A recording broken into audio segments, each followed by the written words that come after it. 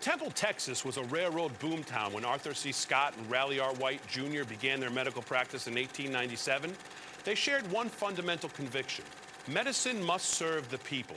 113 years later, Scott and White is now one of the nation's largest multi-specialty healthcare systems. 7 straight years ranked among the Thompson 100 top hospitals in the country and the 5th largest group practice in the United States. Back in April of 2010, viral genetics lead scientist Dr. Karen Newell joined the faculty at the Texas A&M Health Science Center College of Medicine, where she now holds the Raleigh R. White Endowed Chair in Surgical Research at Scott and White. Just 7 short months later, Viral Genetics and Scott and White Healthcare have agreed to develop clinical trials focused on metabolic disruption technology in cancer patients. Recently, we were honored to travel to Scott and White to catch up with Dr. Newell. A new job, a new location, a new lab, and a new team. Now clinical trials on the horizon. We wondered how it's all meshed. What we found at Scott and White were doctors, researchers, and scientists hard at work to do research that goes from the basic science lab directly to the patients at the bedside. 21st century science and good old-fashioned teamwork.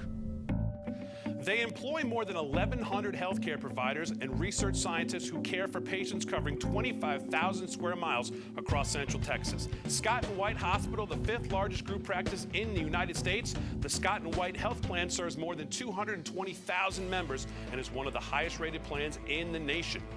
I started our interview with Dr. Roy Smythe, chairman of surgery for the Scott and White Health System and also for the Texas A&M College of Medicine. He's also on the board of trustees for the entire health system. I asked Dr. Smythe to tell me about Scott and White and some of the most significant changes of the last 10 years. Scott and White's about a 115-year-old health system that grew out of the surgical practice of 2 individuals, Raleigh White and Arthur C. Scott. We were one of the first group practices in the country, about 10 years behind the Mayo Clinic, but a similar model. Over the last 10 years, we've really seen unprecedented growth in the health system. We've gone from 1 hospital and about 20 regional clinics to 12 hospitals and now almost 70 clinics as well, servicing those hospitals. And we're the 5th largest group practice in the United States. So, it's a health system that has a group practice structure, also an academic partner, Texas A&M Health Science Center College of Medicine, and I think an excellent way to deliver care. Certainly is. Next, I asked Dr. Smythe how he learned of Dr. Newell's research and how their initial meetings came about.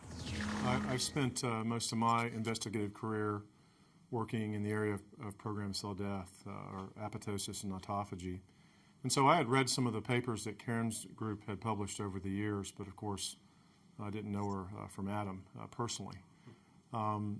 She actually was down visiting the College of Medicine, and actually I think she was interested in Texas A&M because of its many faceted research imperatives, agriculture, life sciences, medicine, and so forth, and actually was talking to the people on the main campus. And actually I heard from the president of the Health Science Center that Karen was down visiting, and having known about her work previously, and then knowing that she actually worked in an area that might fit in well with some of the other investigators in this campus, I asked if I could meet with her.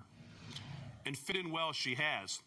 Now we want to introduce you to Dr. Edward Childs. Dr. Childs is the Vice Chairman of Research for the Department of Surgery at Scott and White, and he's Professor of Surgery at the Texas A&M Health Science Center College of Medicine.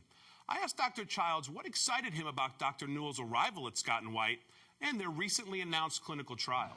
I think just having the opportunity to perform a clinical trial with a basic science researcher and having the availability of a clinic was something very exciting.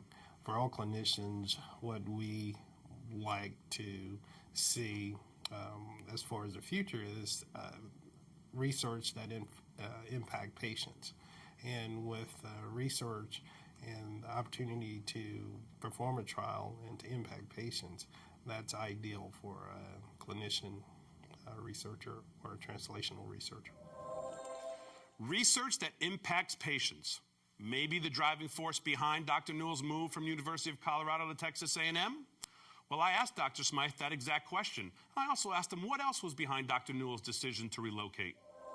I think one of the main drivers for Karen's decision to relocate was the fact that especially in my department of surgery, where she's housed academically, we had a number of translational scientific investigators. We had a number of surgeons who were working scientifically in areas that meshed well with her work.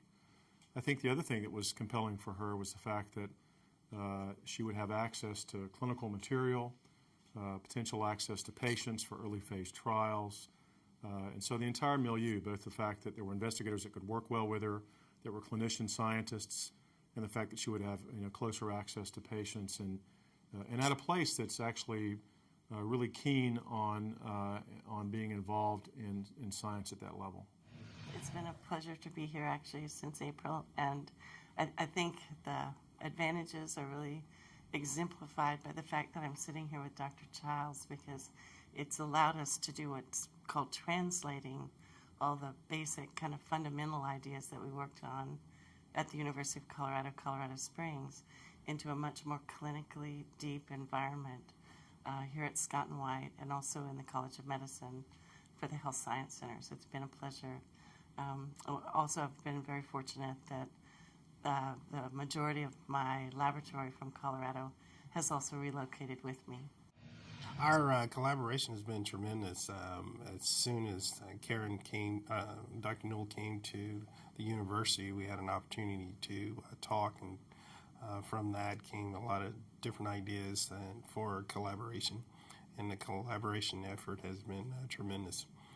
Like she mentioned earlier, I have a clinical background and I also do basic science research. Our research is somewhat different, but we have a lot of things in common, and that is the opportunity to merge metabolism with some of the things we're doing with vascular reactivity.